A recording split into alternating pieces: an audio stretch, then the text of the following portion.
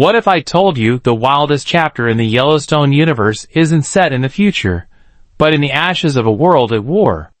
Welcome to 1923, where Harrison Ford and Helen Mirren don't just play ranchers. They lead a war for survival. This isn't just the next generation of Duttons. It's a fight to save the very soul of the American West. Buckle up, because this is Yellowstone like you've never seen it before. The first minutes of 1923 throw us into the turbulence of a world teetering on the edge of collapse. Livestock herds are decimated by drought. Railroads and big mining interests are encroaching. And as the war-scarred souls return home, they find the home they fought for doesn't exist anymore. Into this volatile storm steps Jacob Dutton, not just a rancher, but a patriarch clinging to the last breath of a vanishing frontier. His resolve is ironclad, but the forces aligned against him are monstrous. Government pressure, corporate greed, and even the law itself. What separates 1923 from its predecessors isn't just its historical texture, but the way it strips back the mythology of the cowboy and confronts the era's agony with raw, cinematic honesty. Jacob is no longer the ascendant figure that James Dutton was in 1883. He is a man standing still while the world rushes to erase him. And Ford plays him not as a mythic hero, but a weary protector, his eyes scanning every horizon for danger, for betrayal, for death. Alexandra stood at the dock, the ocean wind lashing her dress around her legs. "I need passage to America," she said. "I'm running out of time. I have no money, no family." Jennifer's voice was kind. "Time is the one thing you do have, Alex. Be patient. Maybe he'll send for you when he reaches Montana." Alexandra's hands trembled. "I'm pregnant," she whispered. Jennifer gasped. The moment was a quiet one, bittersweet. Alexandra broke into tears. The crowd roared inside the makeshift ring. "Let's go!"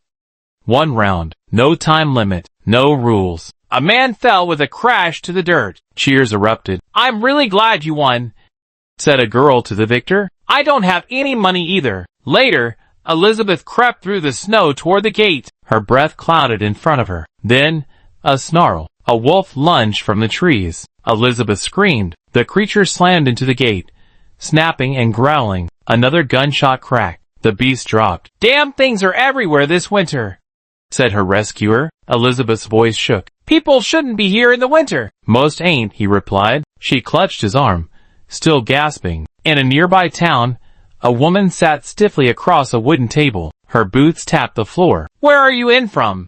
someone asked. "Montana." "That's a long way from home." "Montana is my post, not my home. I need a marshal who does field work." You're looking at her. The tension built. "I doubt you traveled this far to question my badge." "You need something. Ask now before I throw you out." The man sneered. "Mind your mouth, woman." "Mademoiselle, we seek a murderer," said the man coldly. "A child, a Crow girl. She killed 2 nuns, 3 priests." The woman nodded slowly. "Take this to Esther. We'll print posters. But remember, Comanche only respect the badge if it respects them back. Tread lightly." Elsewhere, Spencer coughed violently in a dim hotel room. A man paced in front of him, irritated. "You repay my hospitality with this." But it is Cara Dutton, embodied with ferocity and grace by Helen Mirren, who emerges as the series' beating heart. In one of the show's most chilling scenes, Cara fires a rifle at a fleeing enemy, her voice shaking not from fear but fury. She writes a letter, her words trembling with desperation and resilience, calling home her nephew Spencer from the wilds of Africa. This act, urgent, personal, and world-changing, sets off the narrative spine of 1923, the story of a family on the brink, and the prodigal heir who must return to save it. Spencer Dutton, portrayed with a quiet magnetism by Brandon Sklenar, is the narrative foil to the traditional Dutton archetype. A hunter haunted by war, Spencer has chosen to exile himself in colonial Africa, tracking deadly predators for British aristocrats. Yet the true predator he flees is inside him.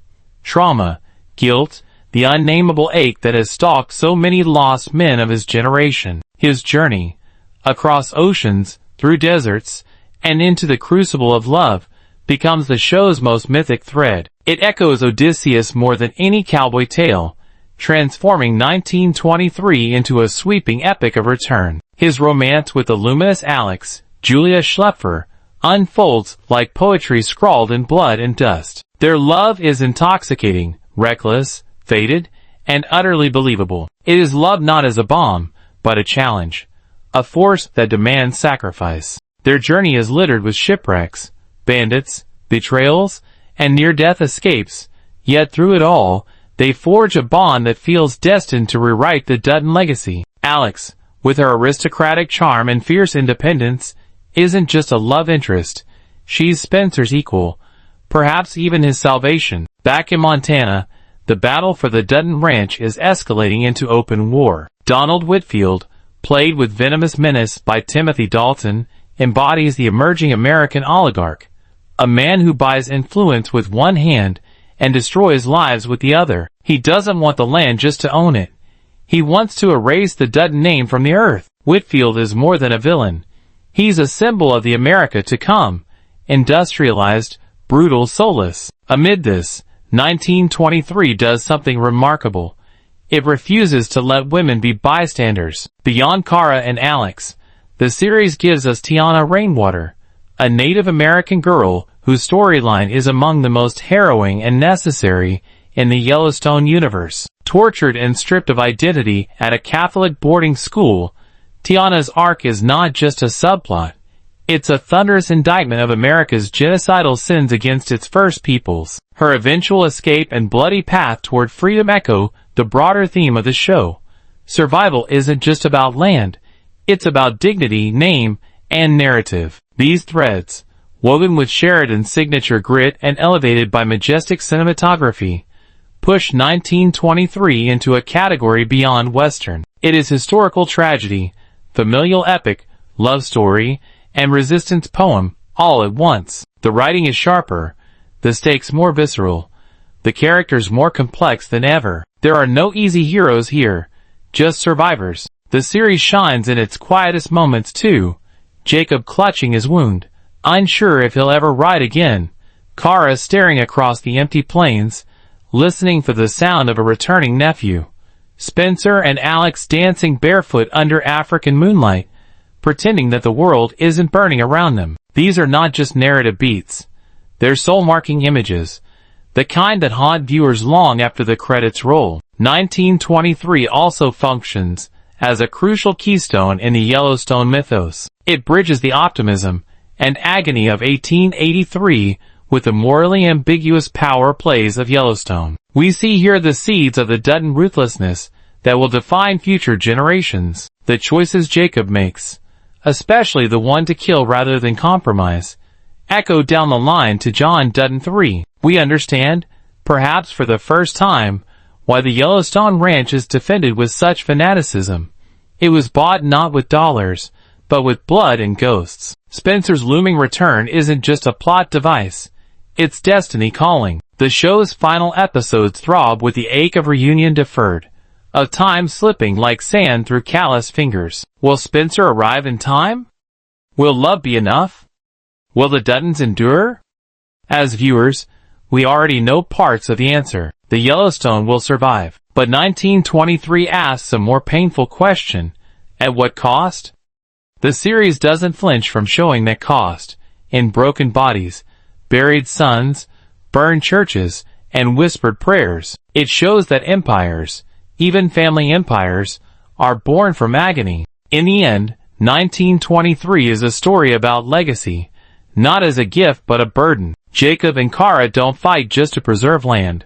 They fight to give meaning to every sacrifice that came before, to hold onto a vanishing way of life that may not deserve to survive, but must be remembered. And in Spencer's Odyssey, we glimpse the hope that legacy might be reshaped, not through power, but through love. Taylor Sheridan has crafted not just a Western, but a requiem and a resurrection. 1923 doesn't just belong to the Yellowstone universe. It elevates it. It deepens the mythology, expands the emotional stakes, and offers a raw, unvarnished meditation on what it means to belong, to a family, to a place, to a history soaked in dust and dreams. As the train whistles in the distance, and the winds of change howl across the plains, one thing becomes clear: the West was never won. It was survived. And in 1923, survival is the most heroic act of all.